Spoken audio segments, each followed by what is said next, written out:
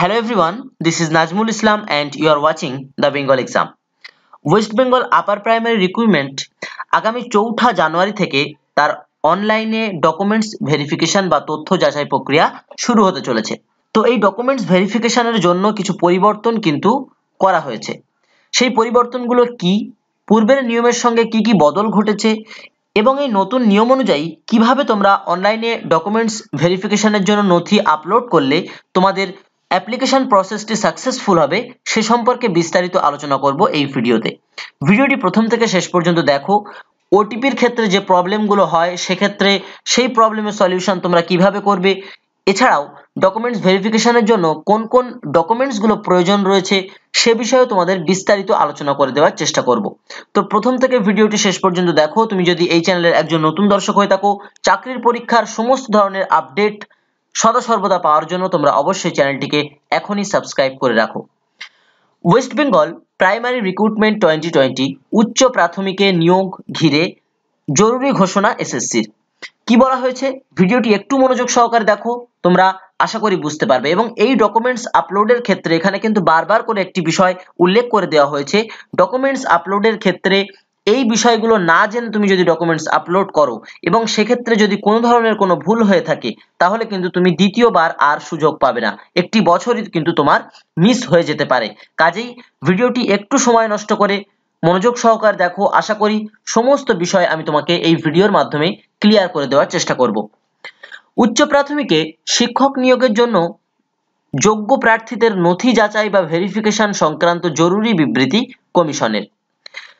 যাচাইয়ের জন্য অনলাইনে নথি আপলোডের পদ্ধতি সম্পর্কে এখানে বিশদ জানানো হয়েছে। এই ভিডিওতে তোমাদের ক্লিয়ার সবকিছু বলে দেব। ভেরিফিকেশনের জন্য অনলাইনে নথি জমা দেওয়ার পদ্ধতি সম্পর্কে এসএসসি সামান্য কিন্তু গুরুত্বপূর্ণ পরিবর্তন এনেছে। সেগুলি কি?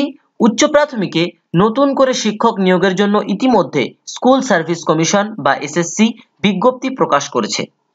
কলকাতা হাইকোর্টের রায়কে মান্যতা দিয়ে গত 28শে ডিসেম্বর এই পদক্ষেপ গ্রহণ করা হয়েছে। প্রকাশিত বিজ্ঞপ্তি অনুসারে আগামী 4 জানুয়ারি থেকে কমিশন চাকরি প্রার্থীদের নথি যাচাই বা ভেরিফিকেশন প্রক্রিয়া শুরু করতে চলেছে। তাহলে আগামী 4 জানুয়ারি থেকে কিন্তু চাকরি প্রার্থীদের নথি যাচাই বা ভেরিফিকেশন প্রক্রিয়া শুরু হবে অনলাইনে। তার আগে গতকাল 31শে ডিসেম্বর 2020 কমিশনের তরফে এই বিষয়ে একটি জরুরি বিবৃতি জারি করা হয়েছে। নথি অনলাইনে জমা দেওয়ার পদ্ধতি সম্পর্কে বিশদে জানানো হয়েছে সাম্প্রতিকতম এই বিবৃতিতে। এখানে লক্ষণীয় বিষয়টি হলো ভেরিফিকেশনের জন্য অনলাইনে নথি জমা দেওয়ার পদ্ধতিতে সামান্য কিন্তু গুরুত্বপূর্ণ পরিবর্তন এনেছে কমিশন। সেগুলি কি কি আমরা এবার জেনে নেব। গত 28শে ডিসেম্বর, খুব ভালো করে শুনবে, গত 28শে ডিসেম্বর প্রকাশিত বিজ্ঞপ্তিতে, যার মেমো নম্বর এত, যোগ্য প্রার্থীদের সমস্ত নথি নির্দিষ্ট পোর্টালে পিডিএফ ফরম্যাটে জমা দিতে বলা হয়েছিল। অর্থাৎ এর আগে যে বিজ্ঞপ্তি প্রকাশিত করা হয়েছিল সেখানে কিন্তু পিডিএফ ফরম্যাটে তোমাদের নথিগুলোকে আপলোড করতে বলা হয়েছিল, কিন্তু চেঞ্জেস আসার ফলে এখন কিন্তু পিডিএফ ফরম্যাটে যারা নথি আপলোড করবে তারা কিন্তু ক্যান্সেল বলে ঘোষিত হবে, তাদের কিন্তু জমা নেওয়া হবে না। বর্তমানে নতুন রুলস কি এসছে, তোমরা পিডিএফ এর বদলে জেপিইজি ফরম্যাটে তোমরা ডকুমেন্টগুলোকে আপলোড করতে পারবে। গত 28শে ডিসেম্বর এই বিজ্ঞপ্তির অঙ্গ হিসাবে প্রকাশিত 31শে ডিসেম্বরের বিবৃতিতে চাকরি প্রার্থীদের নথি জমা দেওয়ার কথা বলা হয়েছে জেপিইজি ফরম্যাটে। যে সমস্ত নথির জেপিইজি ফাইল আপলোড করতে হবে সেগুলি হলো, এবার আমি এক এক করে তোমাদের কোন কোন ডকুমেন্টগুলো আপলোড করতে হবে জেপিইজি ফরম্যাটে সেই ডকুমেন্টগুলোর কথা আমি তোমাদেরকে জানাবো এবং ভিডিওর শেষে তোমাদেরকে জানিয়ে দেব যে কোন কোন পদ্ধতিতে তুমি এই ডকুমেন্টগুলোকে আপলোড করলে তুমি সাকসেসফুলি সম্পন্ন করতে পারবে, তোমার কোনো রকমের কোনো সমস্যা হবে না এই অ্যাপ্লিকেশন করতে। তো চলো প্রথমে আমরা জানি যে জেপিইজি ফরম্যাটে যে ফাইলগুলোকে আপলোড করতে হবে সেগুলো কি কি। ডকুমেন্টের মধ্যে থাকছে ফটো আইডি, অর্থাৎ voter card, driving licence, pan card, passport অথবা আধার কার্ড, এগুলির মধ্যে যে কোনো একটি তোমার আপলোড করতে হবে জেপিইজি ফরম্যাটে। দ্বিতীয়ত কি করতে হবে, মাধ্যমিকের অ্যাডমিট কার্ড আপলোড করতে হবে, মাধ্যমিকের মার্কশিট অর্থাৎ মাধ্যমিকের জন্য তোমাদের অ্যাডমিট কার্ড এবং মার্কশিট দুটোই কিন্তু আপলোড করতে হবে। উচ্চ মাধ্যমিকের মার্কশিট আপলোড করতে হবে এবং এছাড়াও স্নাতকের যে সমস্ত মার্কশিটগুলো রয়েছে সবগুলোই কিন্তু আপলোড করতে হবে। প্রফেশনাল যোগ্যতার মার্কশিট তোমাকে আপলোড করতে হবে। এছাড়াও যারা রিজার্ভ ক্যাটাগরিতে রয়েছে, জাতি শংসাপত্র বা যারা এসসি এসটি ওবিসিতে রয়েছে, তোমাদের কাস্ট সার্টিফিকেট কিন্তু যাদের ক্ষেত্রে প্রযোজ্য, তারা অবশ্যই কাস্ট সার্টিফিকেট কিন্তু জেপিইজি ফরম্যাটে তোমাদেরকে আপলোড করতে হবে। এবং যারা হ্যান্ডিক্রাফট রয়েছে, ডিসএবিলিটি সার্টিফিকেট যাদের রয়েছে, তারা কিন্তু অবশ্যই ডিসএবিলিটি সার্টিফিকেটটাও অবশ্যই তাদেরকে আপলোড করতে হবে।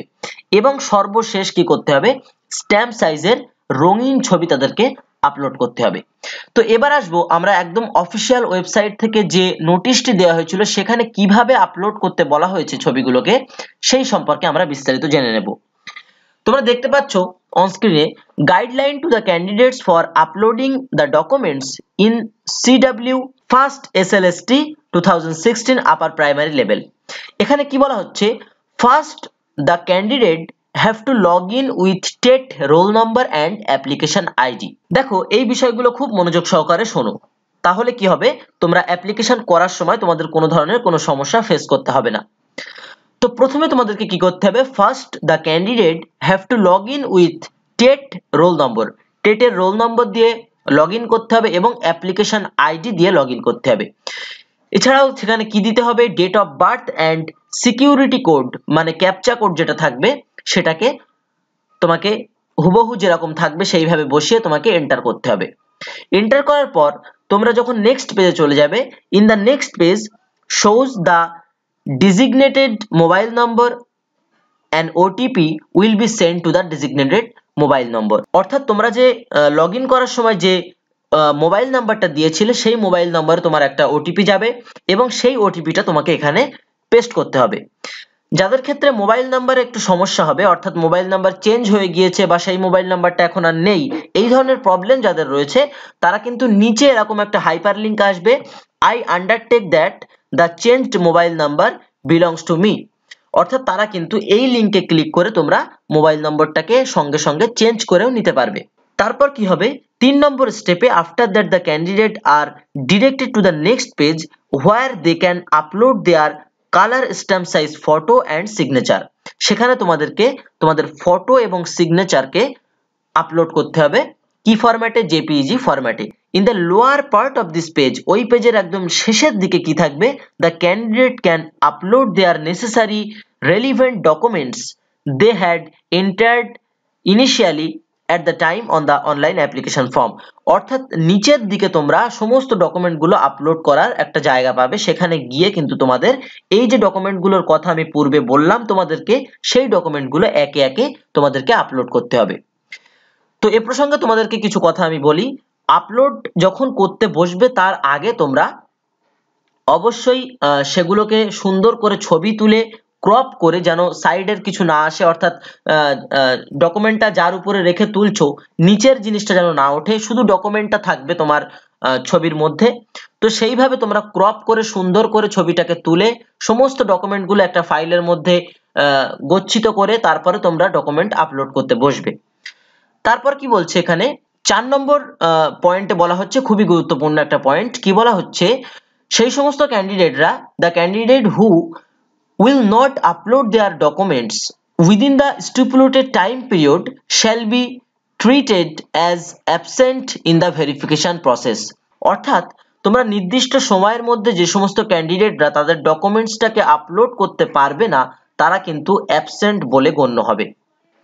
5 নম্বরে কি বলা হচ্ছে, the candidate are to ensure that the relevant documents are uploaded in JPEG format. তোমরা যারা একটু বুঝতে সমস্যা হচ্ছে তোমাদের প্রত্যেককে বলবো, তোমাদের পিকচারটা কোন ফরম্যাটে আছে সেটা তোমরা দেখে নেবে। ফোনে তোমরা ছবিটা তুললে, ফোনে ছবি তুললে সেটা জেপিইজি ফরম্যাটে কিন্তু ছবিটা উঠে যাবে এবং তারপরে তোমরা ফোনে যখন যেখান থেকে ডিলিট করো ছবিটা তার পাশে দেখবে 3টে ডট আছে, ওই ডটে ক্লিক করার পর ছবিটার ডিটেলসে তোমরা যখন যাবে তোমরা সেখানে ফাইল এক্সটেনশনটা পাশে তোমরা দেখতে পারবে, ছবির নাম্বার দেওয়া থাকবে পাশে ডট জেপিইজি। তোমরা প্রয়োজনে তোমরা নামটাকে চেঞ্জ করে নেবে, অর্থাৎ যেখানে মাধ্যমিক অ্যাডমিট কার্ড সেখানে মাধ্যমিক অ্যাডমিট কার্ড লিখে .jpeg যেন লেখা থাকে, তারপর তোমরা সেই ছবিটাকে সেভ করে নেবে এবং প্রত্যেকে দেখে নেবে যে ফাইল এক্সটেনশন .jpeg ফরম্যাটে আছে কিনা, সেটা একবার অবশ্যই তোমরা দেখে নেবে।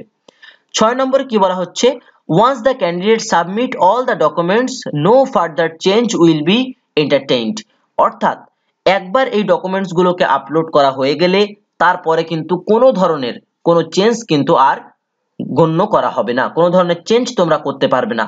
সো বি কেয়ারফুলি তোমরা এই ডকুমেন্ট গুলো সুন্দর করে তোমরা মোবাইলে তুলে নেবে এবং যে ডকুমেন্টটা তোমরা সেখানে আপলোড করবে সেই ডকুমেন্টের অর্থাৎ যে ছবিটা তোমরা ফোনে নিচ্ছ সেই ছবিটা হতে পারে সেটা মাধ্যমিকের অ্যাডমিট কার্ড, তো সেখানে অবশ্যই মাধ্যমিকের অ্যাডমিট কার্ড বলে লিখে নেবে, কেননা অনেক সময় মাধ্যমিক অ্যাডমিট কার্ড তুমি ধরো আপলোড করছো, সেক্ষেত্রে তুমি ডকুমেন্টসটা ভালো করে বুঝতে না পারার কারণে অন্য একটা ডকুমেন্ট তোমার আপলোড হয়ে যেতে পারে। তো এই বিষয়টা প্রত্যেকে কিন্তু খেয়াল রাখবে, কেননা এখানে কিন্তু আর কোনো ধরনের কোনো চেঞ্জ করা যাবে না।